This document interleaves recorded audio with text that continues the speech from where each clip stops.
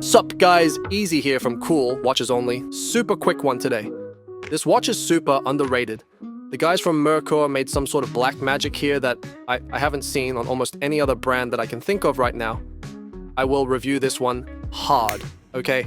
Water stuff, usual measurements, mumbling, straps, etc. Righto, here's the deal. This beauty's a solid mix of a diver rocking a Zenith-inspired dial and an absolute stunner of a retro sapphire crystal. And after a good hard look, I found just one flaw. Is it a deal breaker? Well, stick around and find out. This is how it's gonna be. From day one, we've been timeless, classic through the years. Legends in the making, got them switching up their gears. I'm the fire in the heart, the crown that you wear. Say what you want, man, I'm too fly to care. But yeah, let's crack this open. This is my second watch from Merkur. And yeah, even though they chucked it my way for free, it was me who picked it. The one they originally offered had nothing to do with this one, so big props to them. It's a breath of fresh air compared to other brands that hit me with a bunch of watches they want to promote, and when I ask for something specific, the convo just fizzles out. These guys, though, super professional in that regard, gotta say. Now the name, bit of a tough one, eh? Grmontre, is this French or something? Need to drop some vocals in there too, legends. I mean, it's a step up from Lucky Harvey or Welly Murky and whatnot, but alright. First bit of feedback. Guys, seriously, Merkur is fine. It's just fine. Stick with Merkur, come on. Is this French? I don't know, they included this manual that works as international warranty card, except, yeah, it's completely blank. First page, straight into how to set the date. So, do with that what you will. Let's not kid ourselves here, folks. They put all the effort into the watch. The unboxing is lean. They didn't spend any on gimmicks here, okay? Let's take some measurements. Okay, the diameter is about 40 millimeters, almost. The lug width is 20. Nice, I think this one will play nice with a lot of straps. The height is about 13.5.3. The crown is 5 millimeters flat, signed, and screw down, by the way. The clasp width is 18. It has a quite pronounced thick single-domed glass. Here, love these distortions.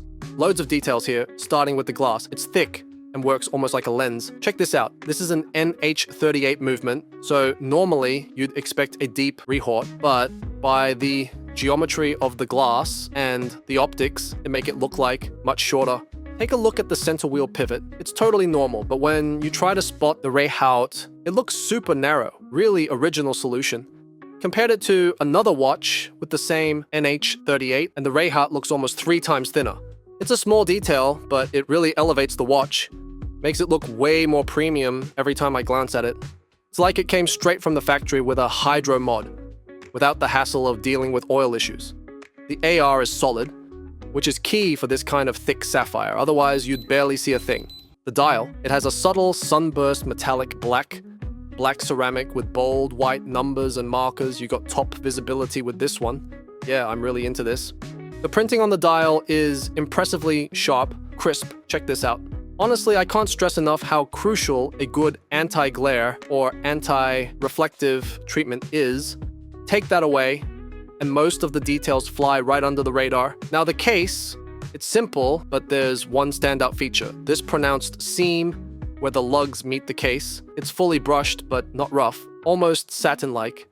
Not quite San Martin level, but unless you're inspecting it under a microscope, you wouldn't really notice. More importantly, to the touch, it's soft. No harsh edges anywhere. And honestly, that matters more. Okay, the bezel has almost no backplay, super tight, but not overly stiff. Sounds nice, crisp. It's that, yeah, it's crisp. 120 clicks. Ceramic, fully LUME. I'm glad I was able to find a defect on this thing. Otherwise, the video would look like an ad. Really, they went all in with this one. Guys, this sells for 150, and on the last sale, it went down to 100. It's incredible. In the list of value per money, if this isn't at the top, it's up there somewhere. Talking about the LUME, full Swiss Super Luminova, BGW9. It lasts all night, super cool day LUME when you go from sunlight to interiors to...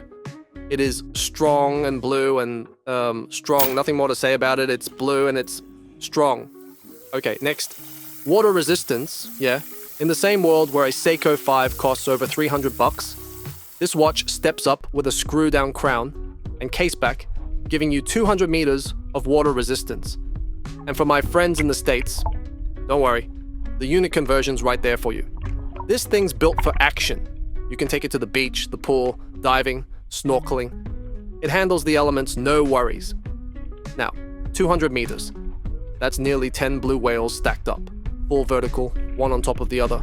Let's be real, you're not putting it through that kind of stress in your lifetime.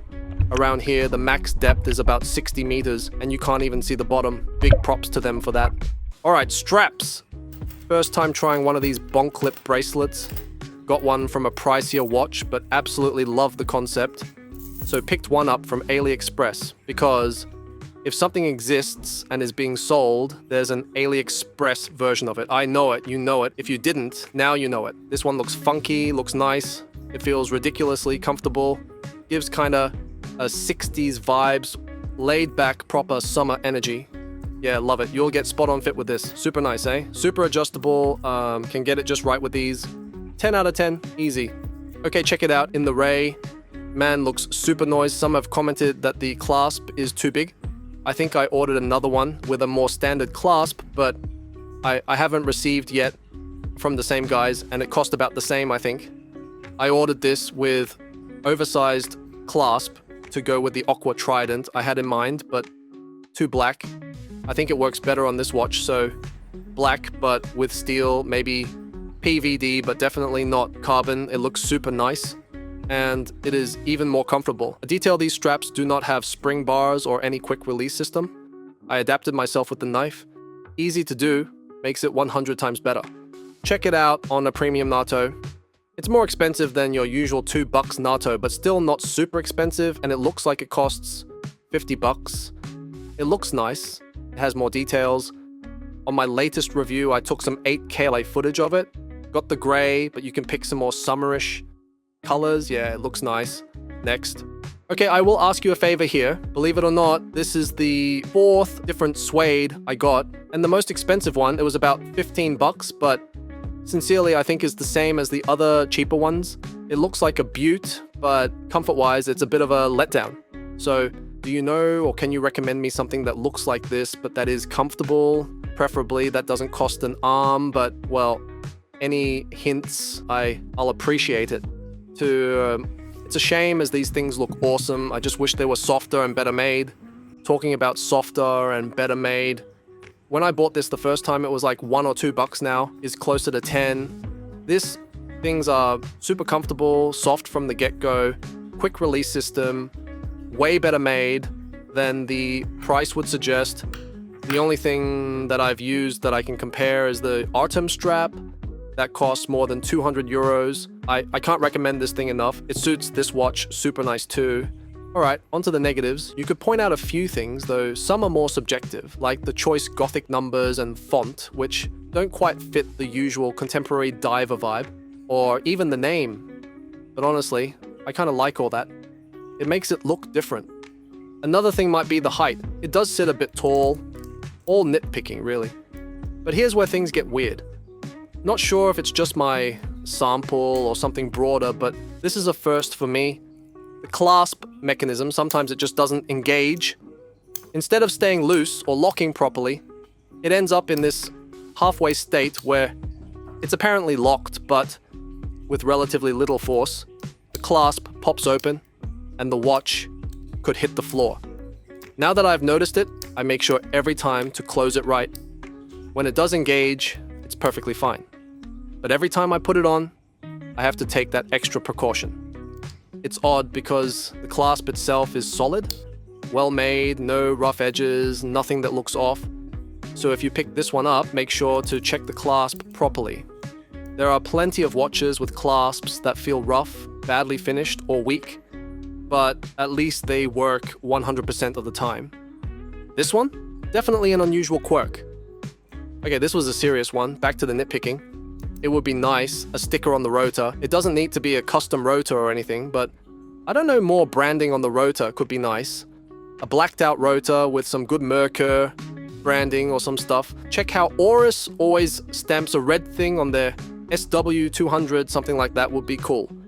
So final thoughts, I still recommend the watch. It is too good to get held back for that clasp. You could get another one to be safe. The inside of the clasp is 18. but it could even be a quality issue of my sample and you could get a perfectly fine clasp.